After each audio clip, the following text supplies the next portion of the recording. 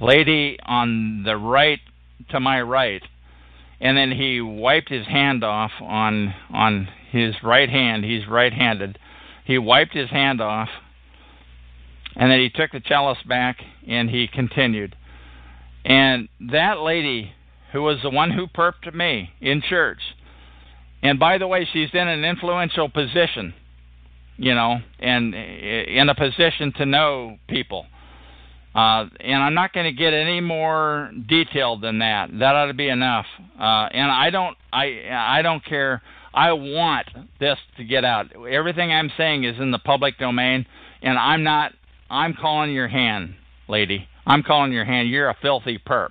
You're a filthy perpetrator. Every time I see her, I give her the stare. I look at her. She knows what she is. I know what she is, and so forth. So in other words, she perped the priest. The woman who she had perped me, she perped the priest in front of me. Honest to God, I would not know that. And I would say I probably know 1/10 of 1%. I probably just know 1 iota of what's going on and what happens in real life. Can you still hear me? Testing. Can you still hear me? Demsky, can you still hear me? Demsky. Okay, now we lost Demsky logged out, I think. Testing. I think I'm still... could somebody who's in the chat room please say you can still hear me? Somebody please say yes, I still hear you. Could somebody please say yes, I still hear you? No audio. Coming back, Chuck.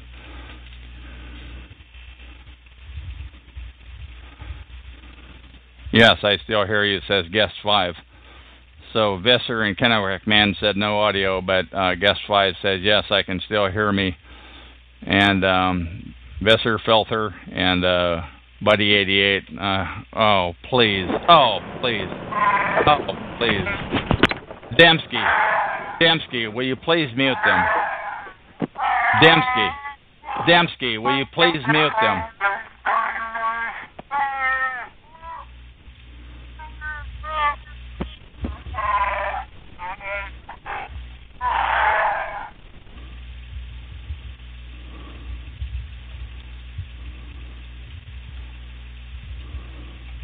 Will you please mute them? I just typed that into the chat room. Demsky, will you please mute them?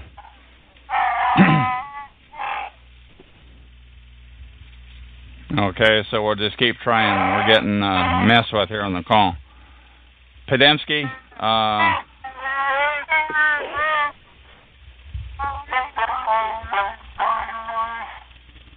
Demsky.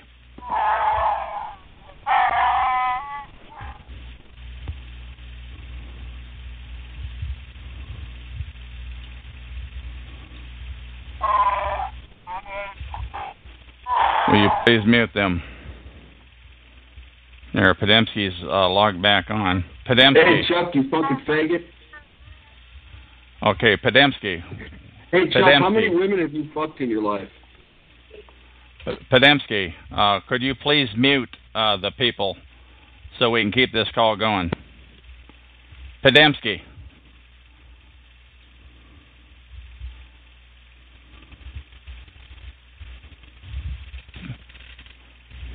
Chuck. There you go. Chuck. I hear you. Okay, now you're back. I have no idea what happened there. I don't have any idea what happened either, but I believe that everything I said got across. Why don't you go ahead and ask me another question? Okay, I want to bring things up to current, recent time. Why did you break your alliance, which seemed like an alliance with someone who was helpful? That girl's Catholic, Michelle, Apostle Magdalene. She was Catholic. She was friendly towards you. Why did you break that relationship? It could have been positive. Actually, she wanted to talk. She was one of the 5 people who I have known since I have started my talk show call number 120297. There was this stream of like 5 people, all women. Excuse me, I don't know if it was 4. and she wanted to talk about anything except organized stalking. She wanted to talk about anything. I don't care what. You want to talk about cooking or animals or fishing or anything. It was like her job was, Demsky, will you please mute Buddy? Demsky, will you please mute Buddy? Yes. Go ahead. Please mute Buddy. But she was a Catholic. Why didn't you find faith in the Lord with her? Maybe that would have guided you through. Please don't unmute anybody else, because she's a perp. By the way, I don't think she's a perp. I think what happened was, I think she had a lot to lose. Michelle had a lot to lose, and she had a family. She had a source of income. She had a residence. She had children. She had a sibling or two. She had a parent. She had a lot to lose. They will get to you. But wouldn't it have been positive for you to get involved with there her is in some way no and have positive, that protection Demsky. of There's a no family, positive. Of a woman who... She's a perp. She got compromised. This what I'm telling you is. But she's getting her word out. She's putting her face and her message out on video. I understand that she's a perp, okay? So she's doing it to perp.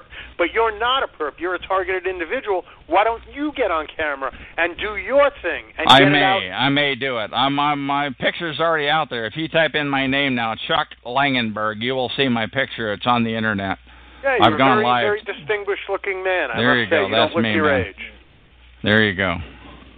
So, but I want to get back to that, and I know I'm obsessed with the whole Spreaker thing, but I think that's what you need. I think you need Ustream or something like that. I think you need to get your message out there by getting your face out there. Please talk about something else. Please talk about something else. What do you want to talk about, Chuck? I've got an hour and a half, an hour and 40 minutes. Organized stalking of targeted individuals. I don't want to talk tech. I don't want to talk about... But I'm talking about you possibly having an alliance. So that woman was a perp. I told you.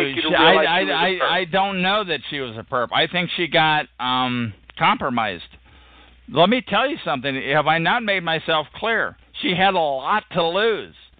When you team up with somebody, if you're a targeted individual, and when you team up with somebody... that person is going to get harassed. They're going to get compromised. They're going to get threatened. You know how many times I've been threatened? I mean, have you not heard my life get threatened? Have you not heard that? Not as much as a certain person, a certain possible woman in California, but yeah, I guess I have. Yeah. Well, I'm saying because I broke the cardinal rule last night. By the way, I made it known that I was going to go live with my real name, and I shouldn't have done that. I should not have done that. That was a mistake. Yeah, you've what's the word I'm looking for? You've been hypocritical in terms of announcing your plans in advance. Yes. Letting your name out. What is the purpose? What are your plans for the rest of Chuck Langenberg's life? I don't know. I want to get the word out about organized stalking of targeted individuals. It is a huge protocol. It is worldwide. There is nowhere that a targeted individual can go. You can go across a river. You can go to another city, to another state. You can drive down to California, over to Montana. I'm telling you, it will follow you. You will be mobbed and harassed. So your life is basically controlled by the perps. What I'm saying is not about me. At this point, I am the guy who defies the odds. I am the guy who I will lose money on a poker hand just to see the other person's hand, but you're not going to win it on a bluff. People, I'm telling you, if you're a perpetrator, you're going to have to kill me. You are a killer. You're going to have to kill me because I'm not going to shut up. I will not shut up about this.